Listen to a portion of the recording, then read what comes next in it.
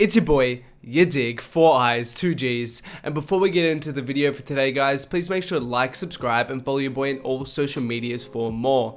But on to today's topic, and today we're going to be going back in time with Playboi Carti, detailing the start of his musical career work up until now. Of course it is impossible to cover everything, so inevitably I'm going to skip over a few things, as I'm only going to be focusing on and adding context to what I think are the most important and are really the key moments to his career.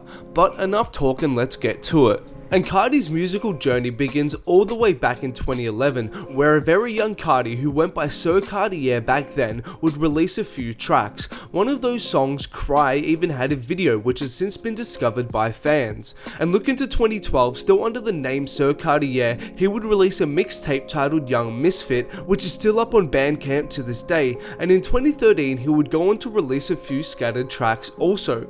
Up until this point, Carti didn't take rapping very seriously, nor was it that popular, and it would be in 2014 that Playboi Carti would begin to make a name for himself. The first song that he still has up on his SoundCloud is titled Young Zan Ho, which was released at the very beginning of 2014. Although he was very much still developing his style, it showcased Carti's raw ability to take over a track with his mic presence and charisma. Then further on in 2014 he would align himself with the Awful Records crew, which would be huge exposure for Carti. 2014 would be the year Awful Records made a name for themselves with the release of songs like Wrist, and being backed by this up and coming group and their unique production gave Carti a platform to establish his sound and himself in the scene. The first song that came from his time at Awful Records was Talk, produced by Ethereal, which was released in early May. Although in an interview with Complex it was stated that the first song the two did together was Lost, which Ethereal released on his own SoundCloud in July.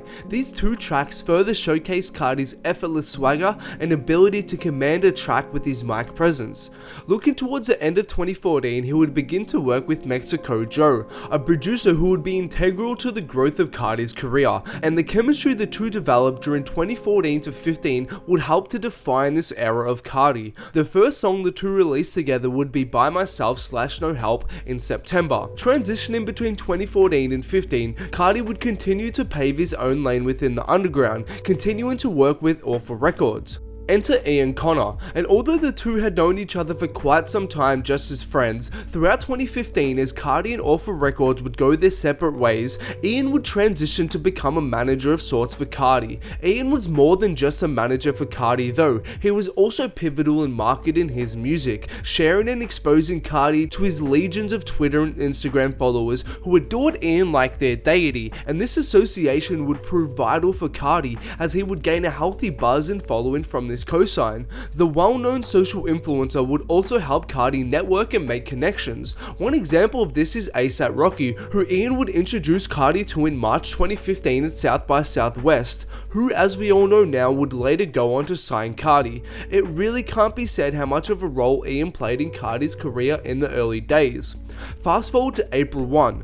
Broke Boy, what many consider the quintessential Carti song, was released, and this song would partly be responsible for skyrocketing Carti to the face of SoundCloud.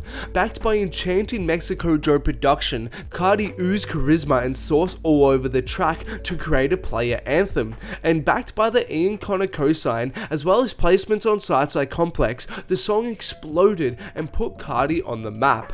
However, Carti did not let up, and by the end of the month would have his second SoundCloud hit exploding with the infectious Fetty featuring Dash and Maxo Cream, and with both these songs taking off, it transcended Carti to one of the most popping young artists out of Atlanta and landed him in every hypebeast playlist. However, it is important to note at this time the SoundCloud scene was much more underground than it is now, and Carti by all means was still underground at this point. Then in October, Carti would officially announce that he is signed to ASAP Rocky in an interview with Hot New Hip Hop, and Ian Connor would announce that a tape of Carti's would be dropping within 3 months, and this began the dry period for Carti fans. Essentially going dark, he would release little to no music up until 2017, and there was no word on his tape either, relying on his cult fanbase, snippets, leaks, and features to keep his name alive. Then, in February and March, he would pop up with the release of 2 songs, What and The Lone Thug, both of which were released via Org's Wavy Wednesdays and featured Uno the Activist. At this time, there was still no signs of the tape coming, and Carti would disappear again to his fans, releasing no more solo music throughout 2016. However, he would pop up with multiple features on Cozy Tapes Volume 1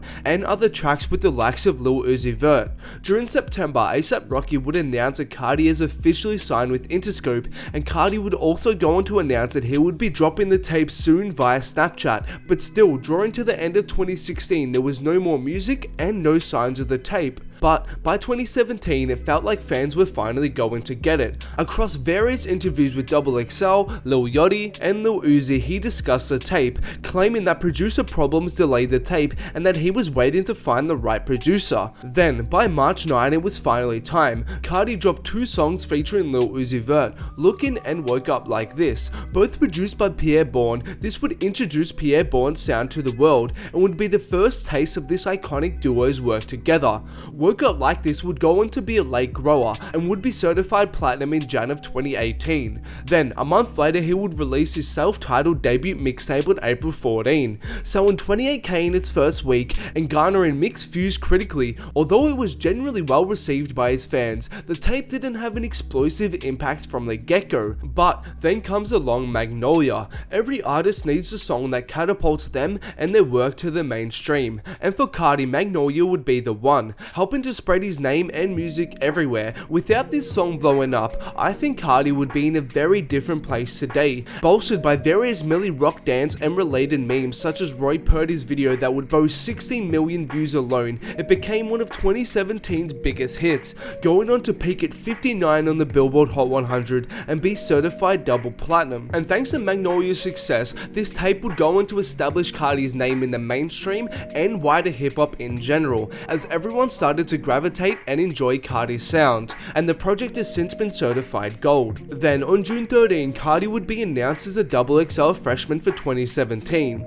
In terms of solo music though, Playboi Carti would again go ghost on his fans throughout the remainder of 2017. However, he himself stayed busy, popping up again with multiple features on the Cozy Tapes. As well as this, he would be featured on songs alongside the likes of Travis, Nav, and Uzi.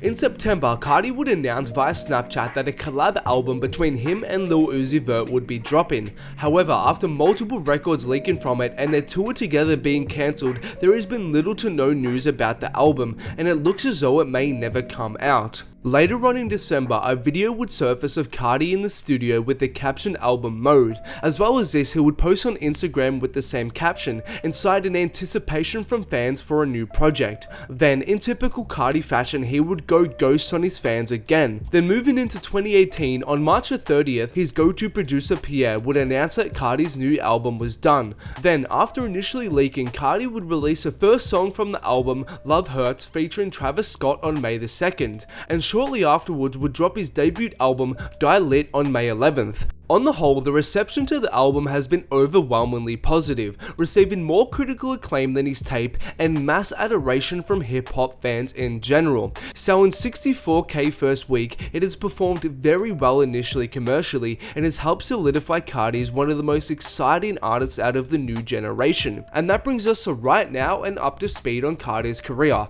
Thanks for watching guys, and I hope you enjoyed the video. Also, please make sure to like, subscribe, and follow your boy on all social medias for more.